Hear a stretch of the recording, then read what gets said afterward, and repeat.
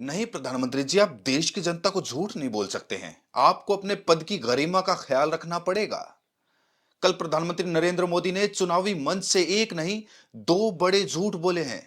एक झूठ गणपति बप्पा के ऊपर और दूसरा झूठ मंडल कमीशन के ऊपर।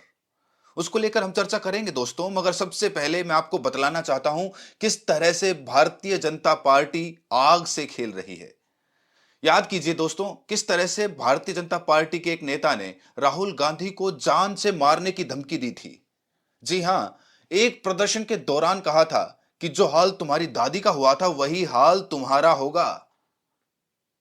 और ये भारतीय जनता पार्टी का नेता है, पूर्व विधायक है। मैं आपसे एक सवाल करना चाहता हूं, अगर किसी पार्टी के दूसरे नेता ने कहा होता तो उस पर अब तक आतंकवाद की धाराएं लगा दी जाती। एक सामान्य से बयान पर पवन खेड़ा को गिरफ्तार करने के लिए एयरपोर्ट के कैरमेट पर पहुंच जाती है पुलिस, असम पुलिस। और यहां पर एक व्यक्ति यह कह रहा है कि तुम्हारा हाल तुम्हारी दादी जैसा कर देंगे।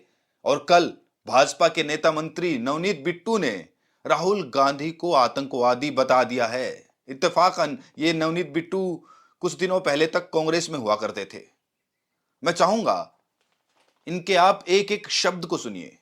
यह बतलाता है कि भारतीय जनता पार्टी किस तरह से आग से खेल रही है। राहुल गांधी के लिए कोई प्रत्युत्तर नहीं है तो झूठ बोलो, बार बार झूठ बोलो, आतंकवादी बताओ, देशद्रोही बताओ, यानी कि राहुल से किस कदर बौखला गए हैं इससे पता चलता है। सुनिए नवनीत बिट्टू क्या कह रहे हैं। जो देश के दुश्मन जो बारूद गोली हर टाइम मारने की कोशिश करते हैं, उड़ाने की कोशिश करते हैं, जहाजों को, ट्रेन को, रोड को, जब वो लोग राहुल गांधी की सपोर्ट में आ गए, आप अंदाजा लगा लीजिए, राहुल गांधी खुद देश के नंबर 1 टेररिस्ट, अगर किसी को मेरे ख्याल से किस पे इनाम होना चाहिए पकड़ने के लिए, या देश का सबसे बड़ा दुश्मन जो जिसको लानना चाहिए एजेंसीज को, वो आज राहुल गांधी है। मैं आपसे एक सवाल पूछना चाहता हूं, इतना बड़ा बयान नवनीत बिट्टू ने दे दिया, इस पर प्रधानमंत्री नरेंद्र मोदी चुप क्यों हैं? क्या वो इस बात से सहमत है कि राहुल गांधी आतंकवादी हैं? सबसे बड़ी बात, कभी आप उन्हें चीन समर्थक कहते हैं, कभी आप कहते हैं वो आरक्षण विरोधी हैं। यानी हर बार एक व्यक्ति पर हमला बोलने के लिए आपको झूठ का ही सहारा लेने की जरूरत क्यों पड़ती है? क्यों? रवनीत बिट्टू के शर्मनाक बयान पर कांग्रेस का पलटवार। पार्टी प्रवक्ता सुप्रिया श्रीनेत कहती हैं, जिसने राहुल गांधी के आगे पीछे करके अपना पूरा राजनीतिक करियर बनाया, वो सत्ता के लालच में विरोधियों की गोदी में बैठकर सस्ते बयान दे रहा है। रवनीत बिट्टू, तुम और भौंको, क्योंकि दुनिया को तुम्हारी गलीज असलियत पता चलनी चाहिए। शास्त्रों में तुम जैसों को ही आस्तीन का सांप कहा गया है। तो एक तरफ राहुल गांधी को आतंकवादी बताया जा रहा है, मगर दूसरी तरफ प्रधानमंत्री नरेंद्र मोदी ने चुनावी मंच से एक नहीं, दो बड़े झूठ बोले हैं। और प्रधानमंत्री की मानो ये आदत पड़ गई है। जी हां, हर चुनाव के दौरान प्रधानमंत्री इसी तरह से गलत बयानी करते हैं।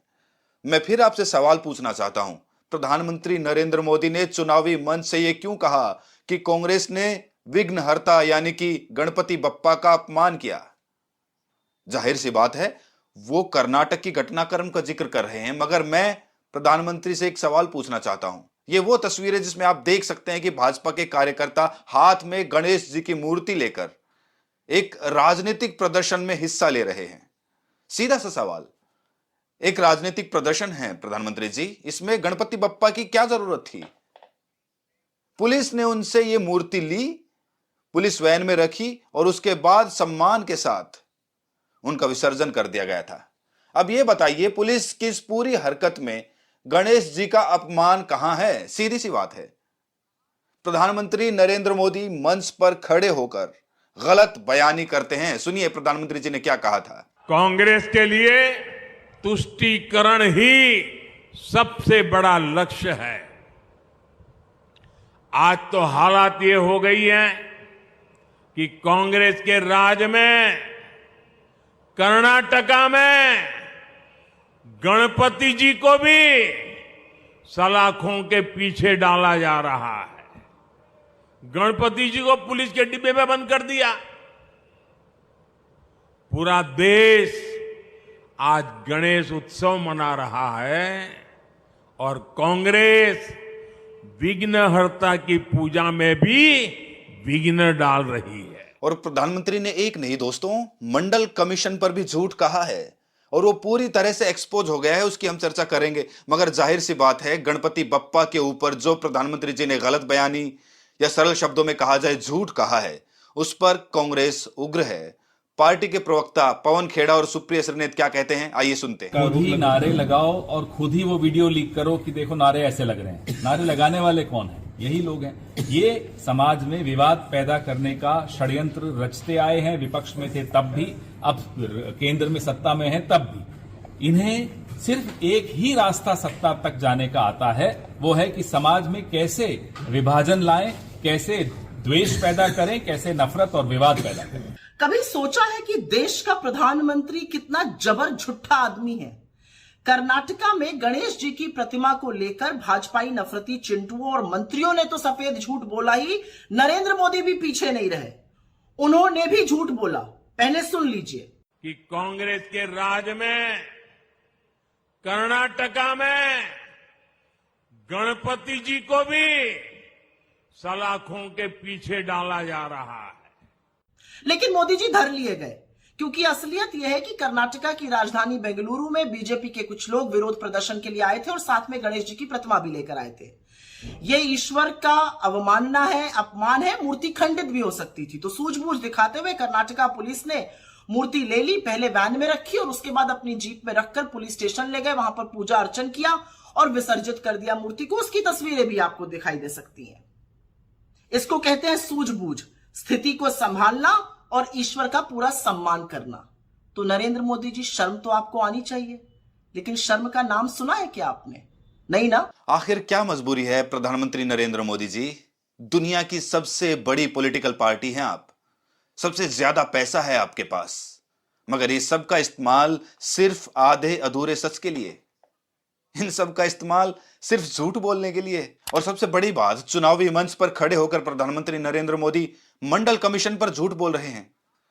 प्रधानमंत्री नरेंद्र मोदी ने यह कहा कि भारतीय जनता पार्टी के समर्थन से बीपी सिंह सरकार ने मंडल कमीशन लागू किया। सरासर गलत।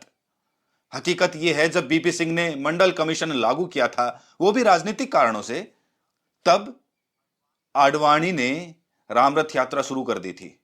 मकसद यह था, वो जानते थे कि इस रामरथ यात्रा पर लगाम लगाई जाएगी, क्योंकि ये रामरथ यात्रा जहां जहां से गुजर रही थी, सैकड़ों लोग दंगे में मारे जा रहे थे, लगातार मारे जा रहे थे। मगर लाल कृष्ण आडवाणी को परवाह नहीं थी। उस रामरथ यात्रा को बिहार में रोका जाता है और वो समर्थन वापस ले लेते हैं। उस वक्त जॉर्ज फर्नांडिस लाल कृष्ण आडवाणी से मिलते हैं कि आप ऐसा क्यों कर रहे हैं, सरकार को चलने दीजिए। तब आडवाणी ने उनसे कहा था कि जॉर्ज, बीपी सिंह ने मेरे पास कोई विकल्प नहीं छोड़ा। बीपी सिंह ने मंडल कमीशन लागू कर दिया था, जिसकी वजह से मुझे यह कदम उठाना पड़ रहा था। और यह बात जॉर्ज फर्नांडिस ने कई बार कही है। दोस्तों, मैं चाहूंगा प्रधानमंत्री नरेंद्र मोदी ने जो बात कही, उससे पहले आप सुने जॉर्ज फर्नांडिस क्या कह रहे हैं। बहुत ही पुराना बयान है, क्वालिटी भी बहुत खराब है, मगर यह बात जॉर्ज फर्नांडिस कई बार कह चुके हैं। सुनिए जॉर्ज क्या कह रहे हैं। 27% रोजगार सामाजिक और शैक्षणिक मामलों में पिछड़े लोगों के लिए आरक्षित रखा जाए, यह मंडल कमीशन की सिफारिश, और इस सिफारिश को लागू करने का ऐलान 7 अगस्त को संसद में हम लोगों ने किया। इस ऐलान के 48 घंटों के अंदर, मैं औरों की बात नहीं कह रहा हूं, लाल कृष्ण आडवाणी ने खुद मुझसे कहा कि आपने हमारे सामने अभी कोई विकल्प नहीं रखा है, हमारे सामने अभी एक ही रास्ता है कि हम हिंदुत्व का प्रश्न को, मंदिर और मस्जिद का प्रश्न को लेकर लोगों के सामने जाने का काम करें। अगर मंडल आयोग की सिफारिशें लागू नहीं होती तो फिर राम भक्ति आपको देखने के लिए नहीं मिलती, जिस मात्रा में आज देखने के लिए मिल रही है और जिस ढंग से वो देखने के लिए मिल रही है। यह हकीकत है और छिपाई जाती है यह हकीकत। अब प्रधानमंत्री ने कल चुनावी सभा में क्या कहा, इसको आपको सुनना पड़ेगा। हालांकि उनके शब्द भी थोड़े से हिल जाते हैं। सुनिए प्रधानमंत्री जी क्या कह रहे हैं। जब केंद्र में भाजपा के समर्थन से अटल जी की सरकार बनी, तब मंडल आयोग की रिपोर्ट लागू हुई।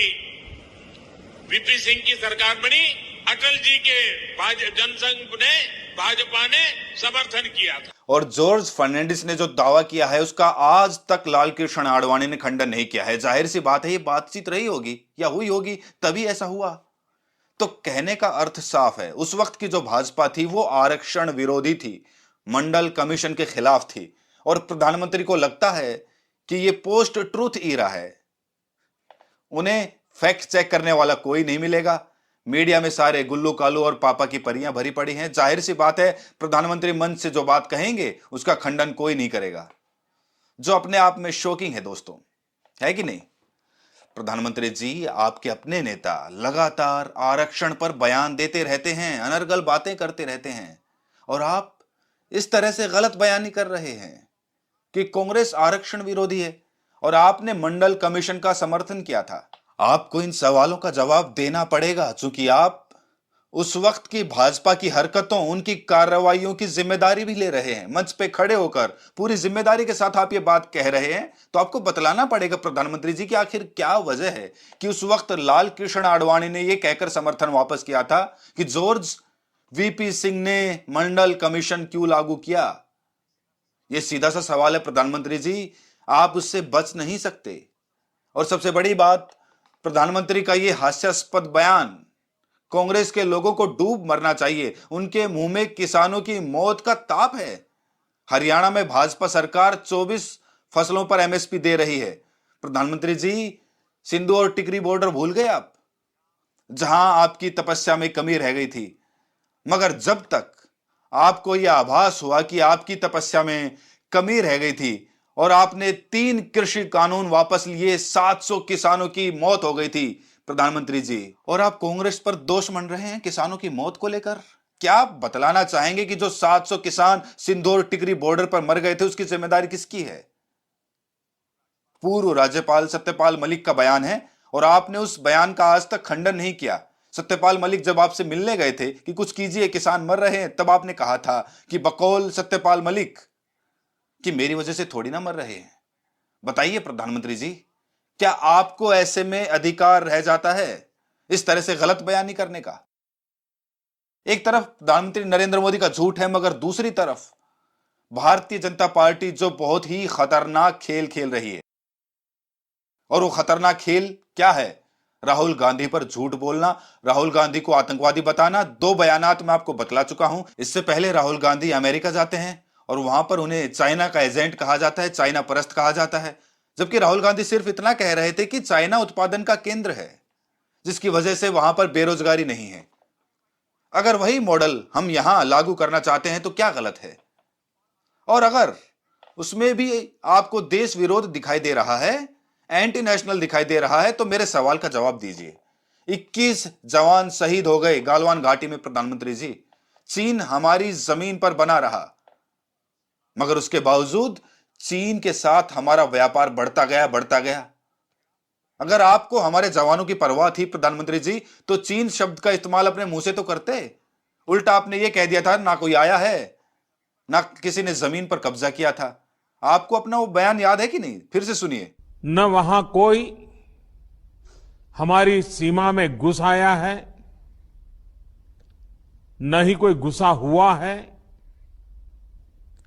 न ही हमारी कोई पोस्ट किसी दूसरे के कब्जे में है। और फिर राहुल गांधी को चीन परस्त बताया जाता है, आरक्षण विरोधी बताया जाता है। बहुत ही खतरनाक खेल है दोस्तों, और मैं बार बार इस बात की चेतावनी दे रहा हूं, क्योंकि हो क्या रहा था कि राहुल गांधी के खिलाफ एक एक्सपेरिमेंट किया गया। इस व्यक्ति को मूड बताया गया, मूर्ख बताया जाए, पप्पू बताया जाए। वो काम नहीं कर रहा है, तो अब क्या? उससे खतरनाक बताओ, उसे देशद्रोही बताओ, उसे जॉर्ज सोरोस का एजेंट बताओ। इस तरह की बातें कर रहे हैं। यह बात अलग है कि इस सरकार ने कुछ बड़े बड़े नौकरशाह, उनके बेटे के जो बिजनेस पार्टनर्स हैं वो पाकिस्तानी हैं और सऊदी हैं। यह बात अलग है कि विदेश मंत्री के जो बेटे हैं उनकी एक फर्म के लिंक्स जॉर्ज सोरोस के साथ हैं, ऐसी खबर भी आई थी। तो ये तमाम सवालात हैं, इन सवालों के जवाब दीजिए। राहुल यादव को दीजिए इजाजत। नमस्कार।